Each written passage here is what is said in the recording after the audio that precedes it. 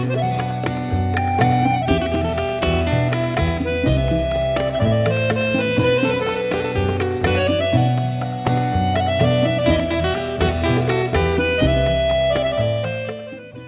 to this special edition of Building Bridges, Celebrating Diversity in Jewish Life. This event is co-sponsored by Kohelet Mayim Reform Temple in Victoria, British Columbia, and the Chair in Transgender Studies at the University of Victoria. Our guest speaker today is Joy Ladin, who I will be introducing to you shortly. We're really glad that you could join us.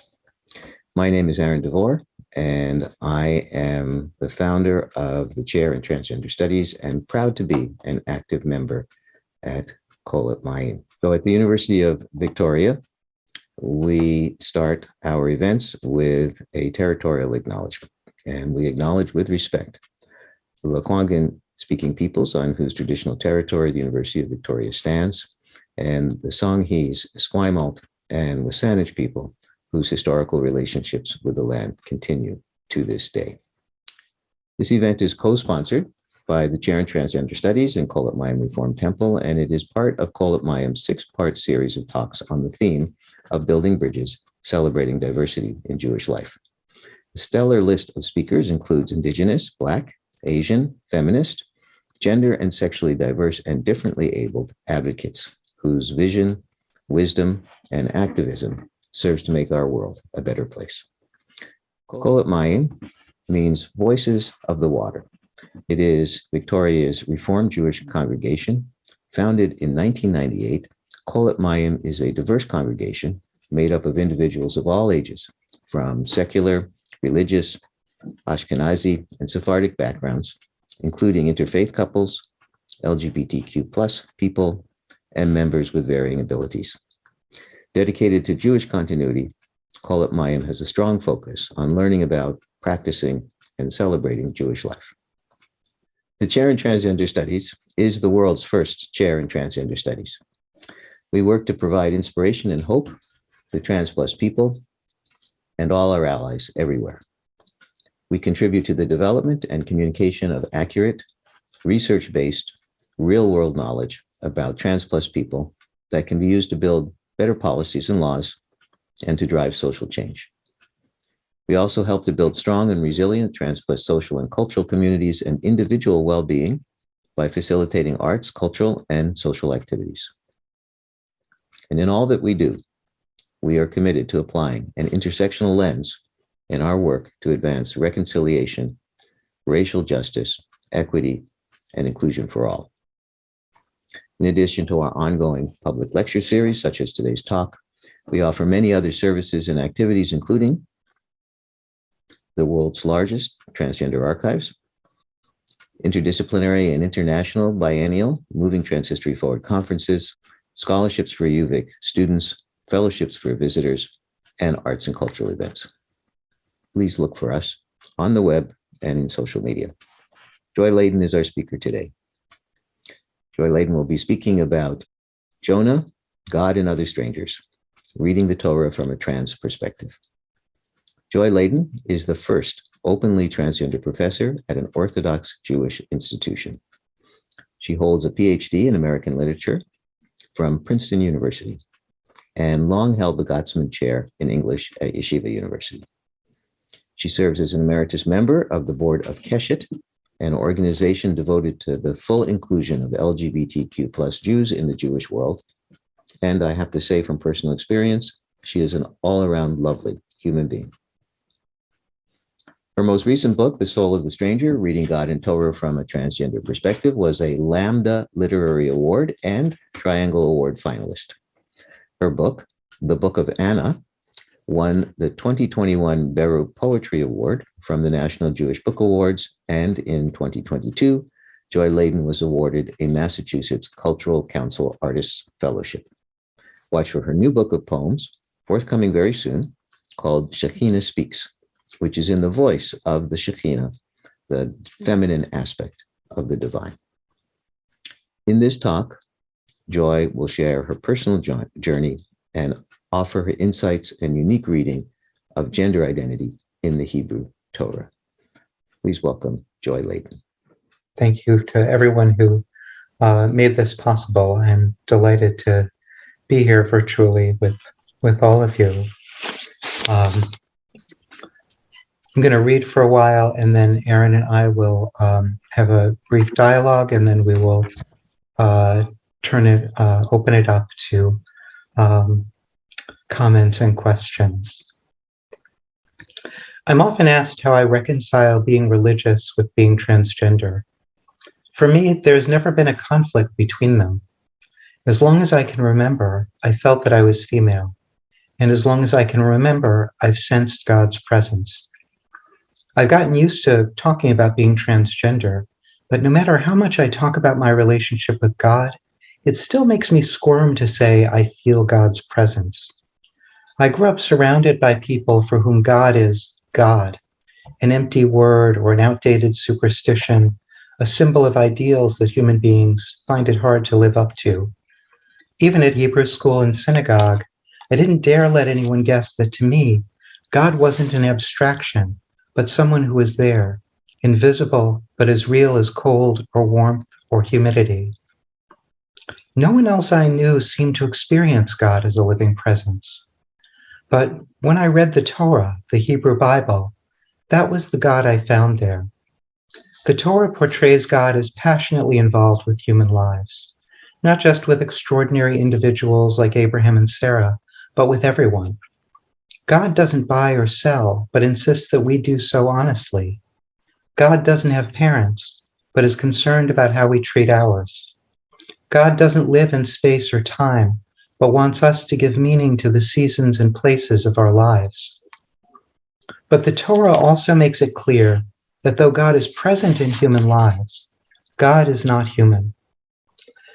God has no face, no form, no beginning or end, and can't be understood in any of the terms we use to understand ourselves and our world. As God tells Moses at the burning bush, God is what God is and will be whatever God will be.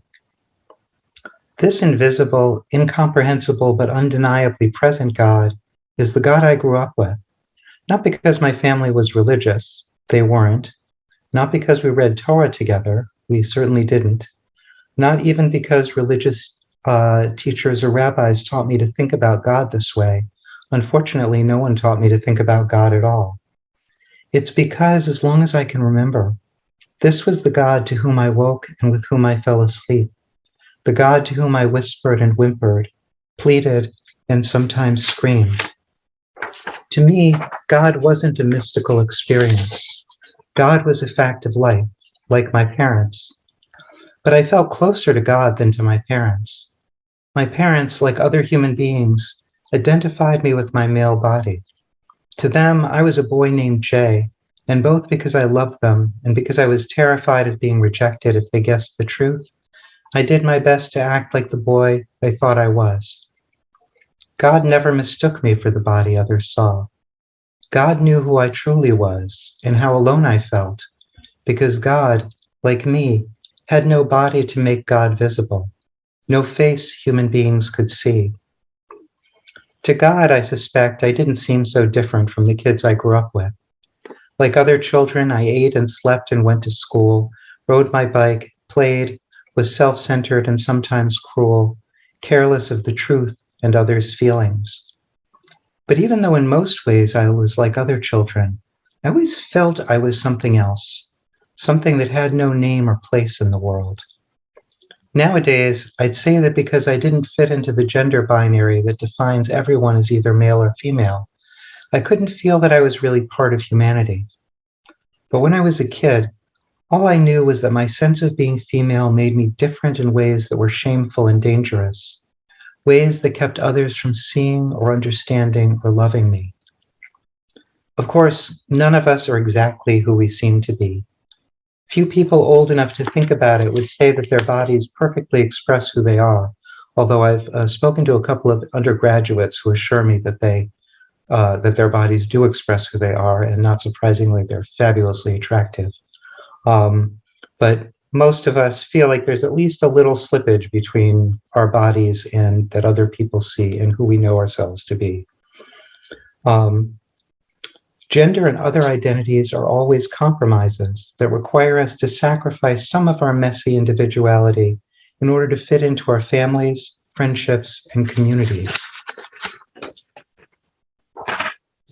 When it came to gender, I wasn't able to make that compromise. I could and did act like the boy I was supposed to be, but I couldn't feel that I really was that boy. Couldn't feel that I really was present in any relationship, because every relationship was based on gender. I wasn't just my parents' child. I was supposed to be their son. I wasn't just a kid on the block. I was supposed to be one of the boys. I wasn't even just a Jew. I was supposed to be a Jewish male. And so, even though I was surrounded by people who saw me as one of them, I grew up feeling invisible, alone, and afraid. But I was alone with God. All the things that cut me off from other people, my lack of a body that felt like mine, my inability to fit into gender categories, my sense of being unspeakably different, made me feel closer to God. God knew who and what I was. God had made me, fitting my mismatched body and soul together. God was always there, day and night, as I tried to live and sometimes tried to die. We were an odd couple, me struggling with a body that didn't feel like mine, God existing beyond all that is, was, or will be. But when it came to relating to human beings, God and I had something in common. Neither of us could be seen or understood by those we dwelt among and loved. And so, as long as I can remember, being transgender has brought me closer to God. That may sound strange. Both religious and non-religious people tend to think of trans and non-binary identities as inherently secular. But most religious traditions recognize that conditions that cut us off from other people can bring us closer to God. And there are many people whose relations with God have been profoundly shaped by being transgender or non-binary, because as they wrestled with suffering, isolation, and questions about who they were and how they should live, they, like other religious people, turned to God for the understanding they couldn't find among human beings.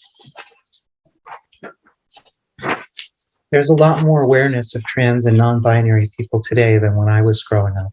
Something like this was unimaginable in the 60s or 70s. And there are many more religious communities that accept us.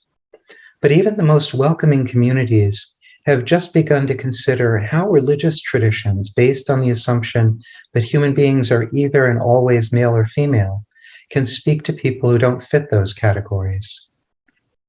I was in my mid-40s before I knew any rabbis who would accept me as a transgender Jew. But I heard Jewish tradition speak to me every Yom Kippur afternoon, when Jews traditionally read the book of Jonah, which tells a story every trans person knows. The story of someone desperate to avoid living as the person, in Jonah's case, as the prophet, they know themselves to be. From the beginning of the book, when God orders him to go at once to Nineveh and proclaim judgment upon it, it's clear that Jonah knows he's a prophet. Jonah doesn't ask why God chose him to deliver this message, or argue, as Moses does at the burning bush, that he isn't qualified to do it. He just runs away, because, as he explains in the final chapter, he knows God won't destroy Nineveh, no matter how wicked the people are. Even as God tells him of God's impending judgment, Jonah, as befits a prophet, already knows God will spare them. Jonah is so desperate to avoid being a prophet that he abandons whatever life he's been living and boards a ship to Tarshish, which, when I was a kid, I imagined being something like Buffalo. Buffalo is Rochester, New York, but worse. And Tarshish must have been like where Jonah was, but somehow unspeakably worse. But as many trans people know, when we flee from being who we are, we flee from life itself. While his ship is tossed by a God-sent storm, Jonah stays asleep in the hold, in a slumber so deep it overrides even his instinct for self-preservation. When the captain wakes him and tells him to call upon your God for deliverance, Jonah responds not with prayer, but with a suicidal gesture, telling the sailors, "Heave me overboard, and the sea will calm down for you." Why would Jonah respond this way? After all, he knows that God sent the storm because he refused to go to Nineveh. So he could have appeased God's anger by telling God he'd do what God ordered him to do. Jonah's self-destructive response reflects a psychological pattern all too familiar among trans people. Flee from yourself as long as you can, and when you can no longer endure the internal and external storms, kill yourself for the sake of others, so you can avoid ever having to live as who you are. Jonah is so desperate to avoid living as the prophet he is that he prefers not to live at all. Trans people often tell ourselves suicide will resolve the conflict between our need to be and not be who we really are. Our families, our communities, our world will be better off without us, we think. And we, released from the shame of hiding and the terror of living our truths, will finally be at peace. In Jonah's case, this suicidal fantasy seems to come true. When he's thrown overboard, the sea stops raging, and he sinks peacefully into the depths, into the heart of the sea, where he's famously swallowed by a whale. But Jonah, miraculously, doesn't die. In the depths of the sea, in the belly of the whale, he finds himself alone with the God he fled. God literally surrounds him, providing him with breath, warmth, protection, sustaining his life in the midst of death. In other words, Jonah's flight from himself leads him simultaneously closer to death and closer to God. That spiritual paradox is at the heart of his story, and it was at the heart of the story of my life when I was living as a man I knew I wasn't. Like Jonah, I was so desperate to avoid living as who I was that I eagerly chose death over life, despair over hope, isolation over human connection. Even in the midst of my family, I felt like I was alone at the bottom of the sea. But I wasn't alone. Though suicidal depression swallowed me for decades, God was there, surrounding me, holding me, keeping me alive. For Jonah, his miraculous deliverance is a turning point. He's so grateful that God has spared him that when the whale vomits him out on shore, which must not have been pleasant, he overcomes his reluctance to present himself as a prophet, and without even showering, he heads to Nineveh. Unlike Jonah, I experienced God as preserving me in the depths rather than delivering me to life. God didn't want me to live as who I really was, I told myself. God wanted me. God was helping me submerge my true self forever. That's what love is, I told myself. Pretending to be what others want you to be, suffering in silence, embracing loneliness, giving up on joy. Year after year, when the ram's horn blew on Yom Kippur, the Day of Atonement, I wept, not because I was repenting of my sins, but because I knew that as long as I lived as a man, I'd never feel truly alive. God could preserve my life in the depths of suicidal despair, but even God couldn't deliver me from those depths unless I did what Jonah did, except that I had to live as who I really was. Despite his gratitude for God's deliverance, Jonah still isn't thrilled about being a prophet, which in his case means walking through Nineveh proclaiming, 40 days more and Nineveh shall be overthrown. As Jonah no doubt knew, prophets often paid a heavy price for expressing God's displeasure with the social order. Jeremiah is thrown into a pit. 400 of Elijah's fellow prophets were murdered. Jonah isn't imprisoned or killed, but his work as a prophet requires him to disrupt the community and challenge social norms by acting in ways that mark him as different. Like Jonah, I knew I couldn't live as who I was without being stared at, treated as an embarrassment or public menace, and risking the ridicule and violence trans people face every day. It was easy to imagine how I and those I loved might suffer if I dared express my female gender identity. But what good, I wondered, could possibly come of living a truth that would mark me, publicly and permanently, as other? That's Jonah's question too. Despite firsthand knowledge of God's plans, Jonah never does understand what good comes of him living as a prophet, since, as he says at the end of the book, he always knew that God would be merciful whether he marched through Nineveh or not.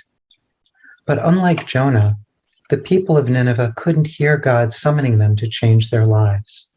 They needed to hear that message from a human throat, from a body they could see, from a person who not only saw things differently, but was willing to stand up and stand out as different. Jonah saved Nineveh, or rather, he enabled Nineveh to save itself by accepting the discomfort and the risk of being the prophet he was. Most trans and non-binary people aren't visionaries or prophets, and someday those will be no harder to understand than any other ways of being human. When that day comes, we won't have to wonder if we should kill ourselves or pretend to be other than who we are. We'll face our human share of sorrow and struggle, and when we look to religious community for help, we'll know that the traditions that sustain, comfort, and guide others are there to sustain, comfort, and guide us too. But for most of us, that future is still a distant dream. And so trans people daily face the kinds of choices Jonah faced. Will we run away, sink into despair, throw ourselves into the sea? Or will we live as who we are, even when that means being seen as different, disruptive, a threat to social order? I don't mean to suggest that the book of Jonah is about being transgender, although that would be really cool. But the book of Jonah is about being human, and transgender experience is human experience. The questions trans and non-binary people face are questions that face us all. Everyone has to decide when we can't and when we must sacrifice our individuality for the sake of families and communities, when we have to be what others count on us to be, and when, like Jonah, we have to live the truths that set us apart. When we read the book of Jonah in the light of trans and non-binary experience, we're reminded that the crisis it dramatizes is one that most people face sooner or later. The crisis of realizing that we must live what makes us different, or we can't live at all. Jewish communities have only recently recognized the existence of trans and non-binary Jews. And, recently in Jewish time, we're talking 3,000 years here, so it's going to be recent for a while. But in Jewish tradition, the need to include those who don't fit the usual human roles and categories goes back to the beginning of the Ten Commandments, when God insists that the Israelites accept that God is unlike anything they know. God says, "You shall have no other gods besides me. You shall not make for yourself a sculptured image or any likeness of what is in the heavens above or on the earth below or in the waters under the earth." This is not only a prohibition against idolatry, it's also a declaration that the foundation of Judaism is recognition of God's difference, not just from other Iron Age deities, but from everything human beings can see, experience, and understand. God's voice emerges not from a throat, but from thunder and flame. God's presence shakes the mountain.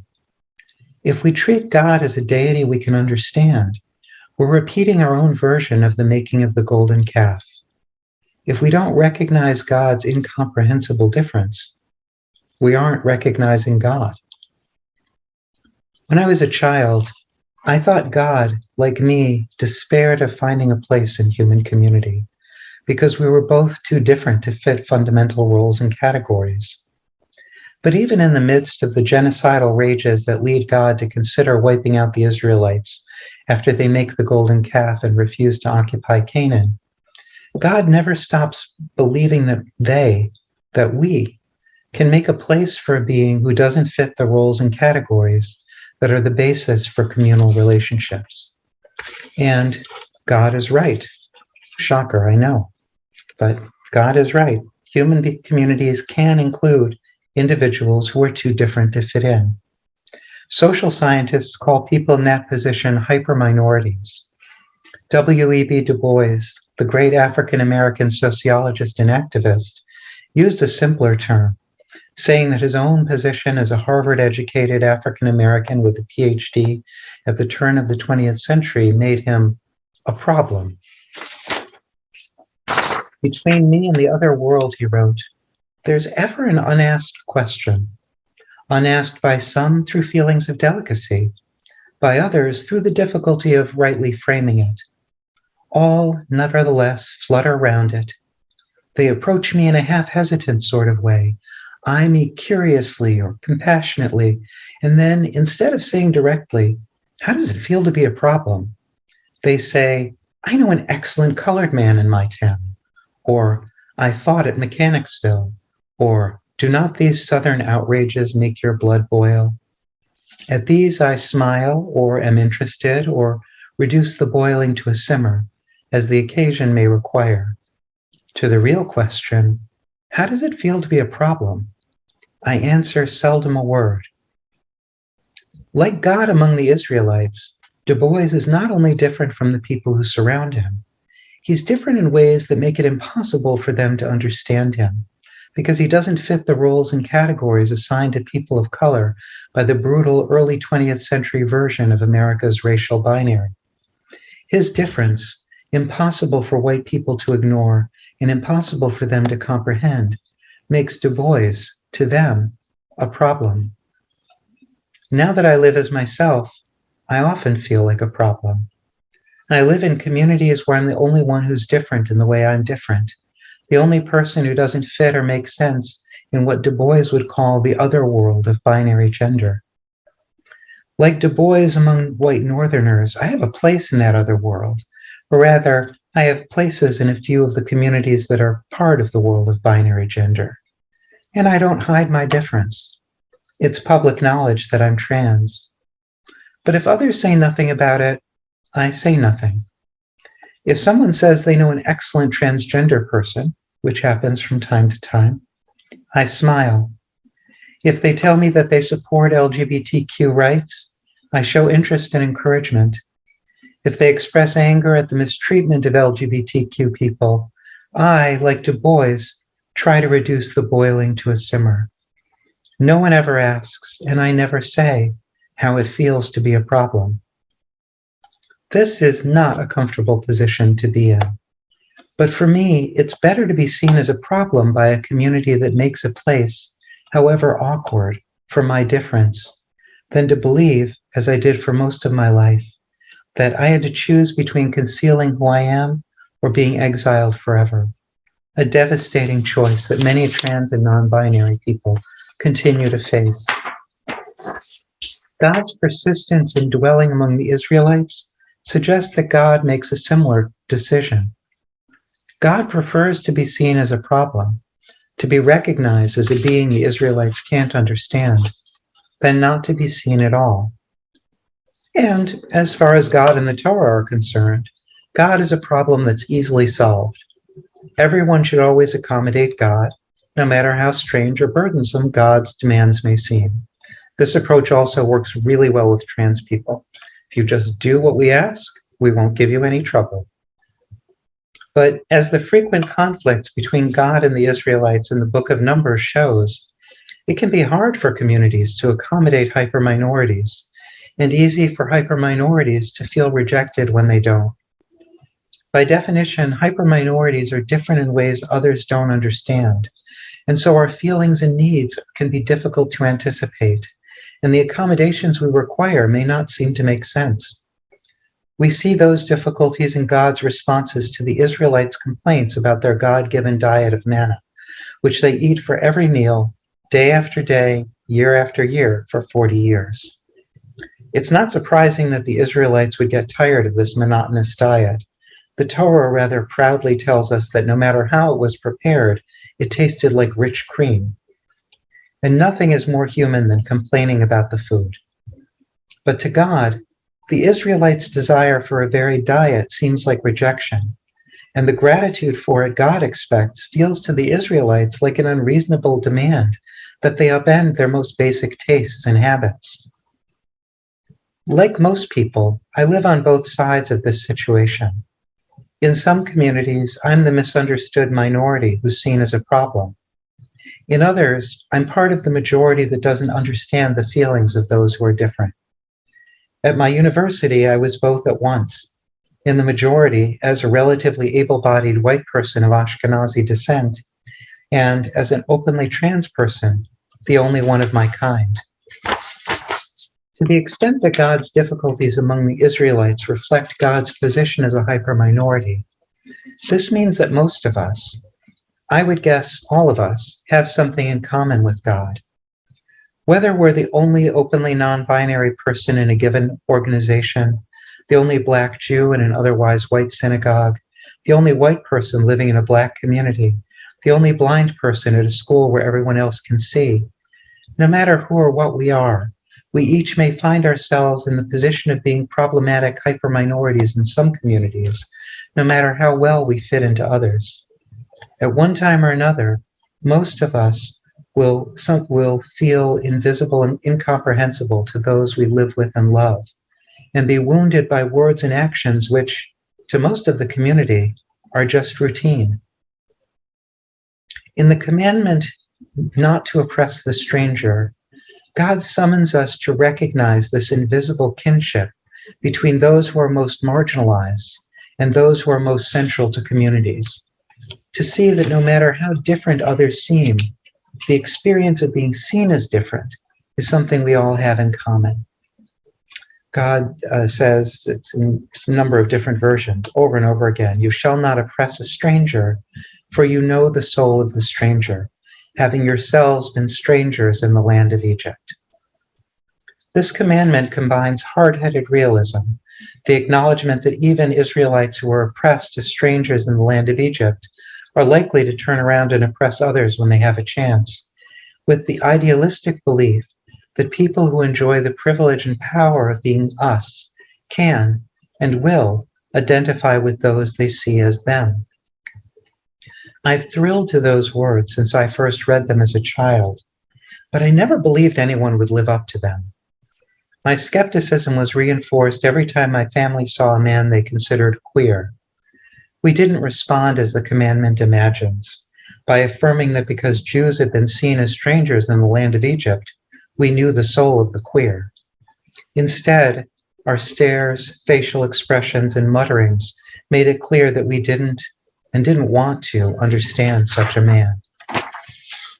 Of course, the commandment not to oppress the stranger doesn't order gender-normative Israelites to identify with the experience of not fitting gender norms. It commands them to identify with an experience, being oppressed as strangers in Egypt, that all of them could remember when the commandment was first given. But the commandment is not only directed at those who've been enslaved, it also speaks to those born free in the wilderness and to the generations after, who've never been seen as strangers in their own land. In fact, even the Israelites who had been enslaved don't seem to remember being strangers in the land of Egypt. When they remember life in Egypt, as they do when complaining about manna, they remember it fondly, like exiles who long to return. Their nostalgia suggests that even though they were enslaved for being different, they saw Egypt as home. And that, the experience of being treated as strangers in the society they felt to be their own, is what God orders the Israelites to recall in the commandment not to oppress the stranger. That's what ger, the Hebrew word translated as stranger in this commandment, means. Not a foreigner with no permanent ties to Israelite society, but what U.S. immigration law calls a resident alien, and the Torah refers to as the stranger who dwells among you, a person who lives in the Israelite community, but is always seen as different. Later Jewish tradition saw two different kinds of gerim: the ger toshav, who lives with you and observes some commandments, but doesn't become Jewish, and the ger tzedek, or righteous stranger, who identifies as a Jew and formally converts to Judaism. Judaism requires those who convert to Judaism be seen as Jews and tries to protect them from discrimination by, for example, forbidding Jews to refer to the fact that a ger tzedek wasn't born Jewish. But as the term ger tzedek shows, no matter how strongly they identify as Jews, no matter how fully they embrace Judaism and Jewishness, the rabbis assume that Jews who convert will always be seen as gerim, as strangers. In fact, the Hebrew word for converting is lahitgayer, which literally means to make yourself a stranger. To become a Jew is to identify yourself with a community in which you will always be seen as a stranger. And that's not the only way that people hitgayer.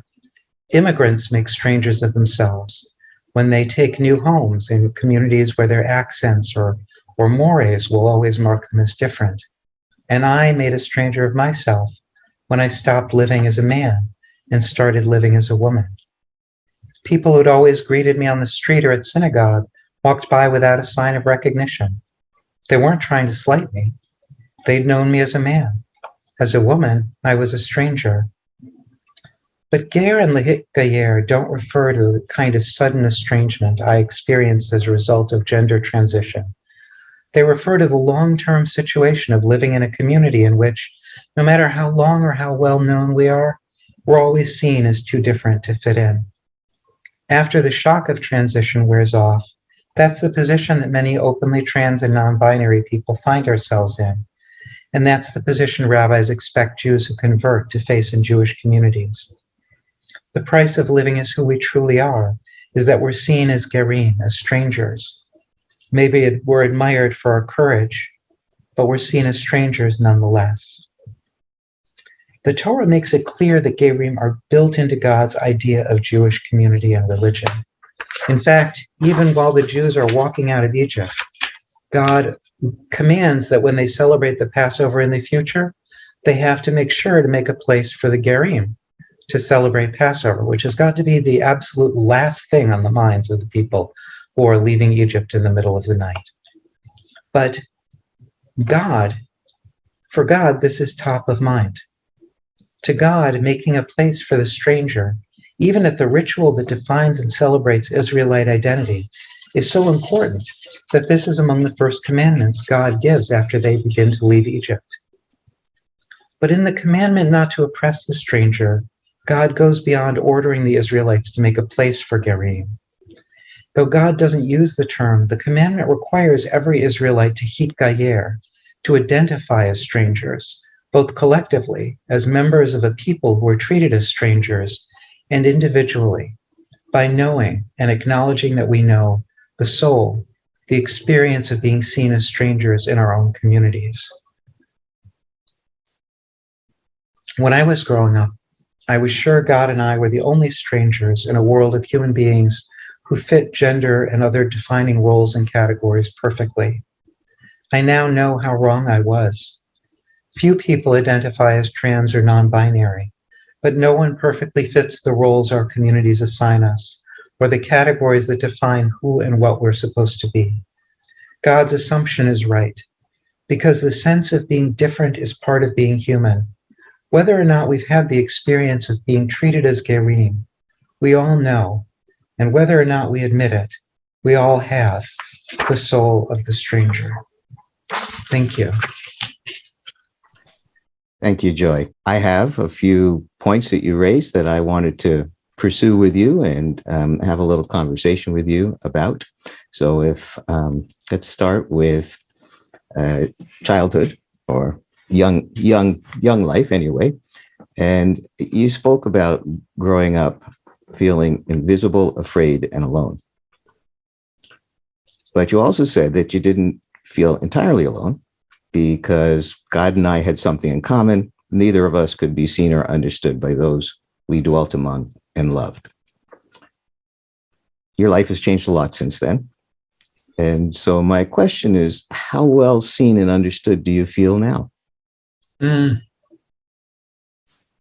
Wow, you went right for the jugular there, Aaron. Oh, I've got a lot of good questions. and let me say, if it's too personal. No, that is a great question. So when I started living as myself, which is the most accurate way that I can describe gender transition. So I started living the female gender identification that I'd always considered my true self. I believed that then I would be completely seen and understood. Because after all, I'm living as my true self. When I walk down the street, people are seeing the real me. In fact, at first, it felt like I'd turned myself inside out. Literally, the deepest, darkest secret that I'd kept was I was now wearing as I walked down the street. And it took me a while to realize that when people I met who hadn't known me before, who didn't know that I was trans, when they just responded to me as a woman, because just by genetic accident, I pass pretty readily. It took me a while to realize that although I felt on one level like, oh, my childhood dream has come true, on another level, I felt like I wasn't being seen at all because they were seeing my gender expression, awesome. They were seeing my gender identification, very important to me, but they were not seeing so many things about my life and myself that made me who I am. And I was very bitter when I realized that I had to choose between cutting myself down to fit this female gender presentation. In essence, saying to myself, actually, nothing about me matters except what fits my female gender identification, which is a terrible idea of humanity. I don't know anybody, trans or not trans, who would say, I'm nothing but my gender identification. You want to know what I am? Just look up the definition of man or woman in the dictionary, and that's me. That's it. Nothing more, nothing less. That would be monstrous. We all have to be more than that to be human. I had a choice between that, which I thought I'd always wanted, or recognizing that I would never fit binary gender. It would never really fully enable people to see me or recognize me. I don't think it works perfectly for anybody, but it was never going to work that well for me. And so I had to recognize that I was always going to be trans. And that meant recognizing that there were going to be large parts of me that even if people knew them, they were going to be hard to understand. And that, I think, is the personal thing that drove me to do this work about the mismatch, the slippage between identity defining roles and categories, the roles and categories we use to build relationships and communities and a sense of stability, and our humanity, which is always more than those. It's always too messy. As a religious person, I'd say we can never just fit those roles and categories because we're made in the image of a God who doesn't fit those roles and categories. The part of us that is rooted, that is most akin to God, is the part of us that doesn't fit human roles and categories. And so, in a certain way, I've seen embracing my difference, not as a way of being perfectly understood, I've just given that one up, but as a way of recognizing that, contrary to my feelings when I was growing up, I'm just like everybody else.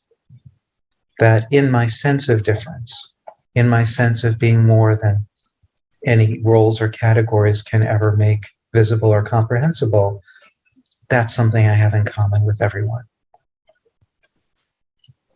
Beautiful answer. Thank you.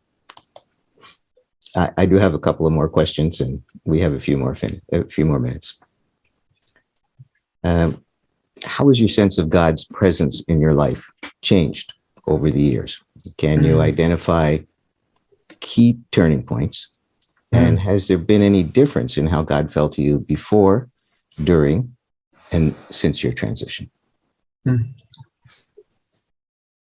Well, when I was living as a man, my relationship to God kept evolving in certain ways. What I describe as the child relationship, and it is childish in a lot of different ways.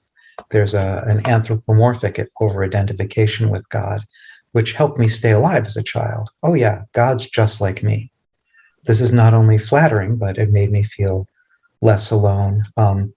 Maimonides actually has a section in the Guide to the Perplexed where he says, don't let anybody think that they're at all like God, not even children. This is dangerous. So I shudder to think what would have happened if I'd had Maimonides as a therapist when I was a kid. So it was useful. As I grew up, I would say that childish relationship to God became less and less satisfying to God in a certain kind of way. Because I was aware of not living the truth of myself, there were ways in which I did not develop ethically and morally. because I didn't feel that I was really present. I didn't feel that the me who was behaving in the world was actually the real me. And so there was a sort of buffer with slack. And when it came to God, and this was an extremely bad habit, I felt like, well, no matter what I've done, um, God's done me worse, right? So, right, by putting me in this situation. So gender transition was a major inflection point in that. It was an agonizing process for me. It isn't for everybody, but it really was for me. And when I got to the other side of it, I mean, I knew I was only preserved through it by God's presence. And there were many like small interventions. I don't think this is unusual. I don't think I'm special, but I think this just happens. But afterward, I woke up one day and I realized, I've been used to thinking that feeling like God owes me, like I'm entitled in the divine human relationship. God has privilege, divine privilege, and I've got, I'm the human oppressed person here. But now, God actually answered my prayers. I am living the miracle of being reborn, of having the life that I was desperate to have. In fact, God not only answered my prayers in the present, God answered that tormented child.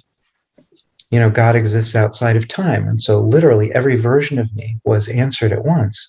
And I realized my relationship with God has to change. It has to change from one of resentment and entitlement to one of gratitude.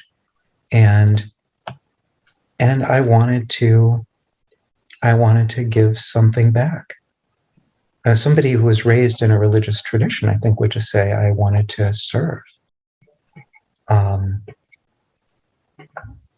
I did. I wanted to be worthy of what I was given.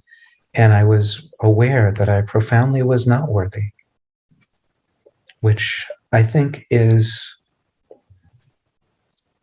a good place to be in a certain way. If you want to be intimate with God, I think that sense of unworthiness, that's maybe part of the intimacy. And then on the other side of it is, yeah, but loved.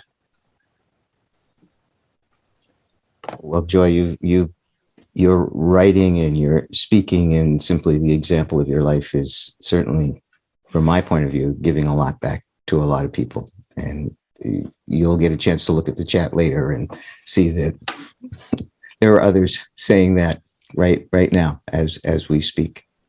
I'm going to ask you one more question. I'm going to turn it over to the others. Do you always feel like you have the soul of a stranger, no matter who you're among? And will we, and by we, you can interpret that as trans Jews, however, will we always be Gerim, no matter where we reside or what we do? And then adding to that, because I'm presuming that a little bit of what you're going to say, do you see that as a gift? And if so, how so?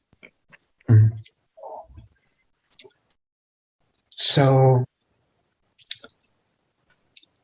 yes to the first question about always feeling like a stranger, but a little bit differently than what I was describing at the end of my talk is the exalted or more the conscious version of being a ger. It's being a ger as a spiritual discipline. It's being a ger as part of the mitzvot. And there's a lot of stuff people do, and we can do it unconsciously or we can do it consciously. We can do it in relation to God or in relation to others or just in, so there are a lot of different ways to do it.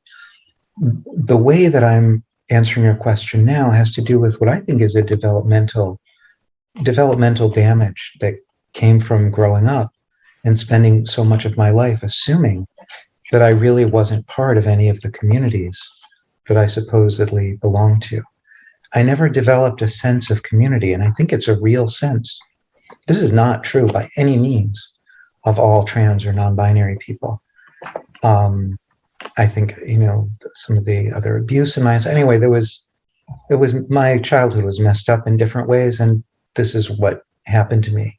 I gave up on actually belonging anywhere.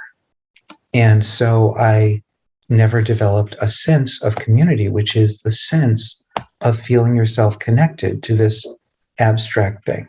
So, like my wife, for example, she has an abundant sense of community, as Jews are supposed to have. You know, rainy after a long day of work, she's off to a shiva for a family she doesn't know. And I'm like, why are you going there?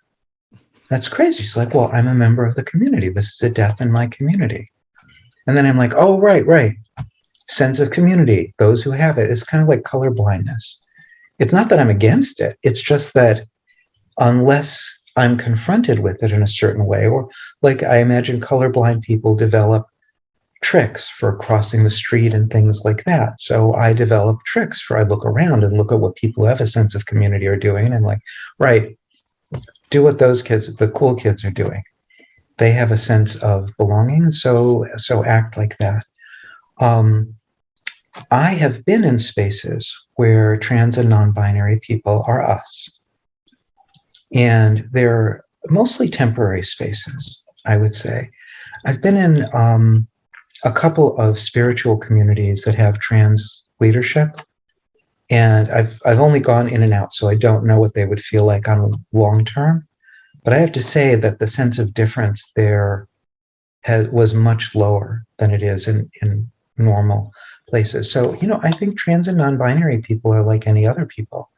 We can also build communities that put ourselves at the center and not at the margins. And when we do, we'll do it with the same limitations that other human communities do. We'll say, well, we're us. Us means X, Y, and Z.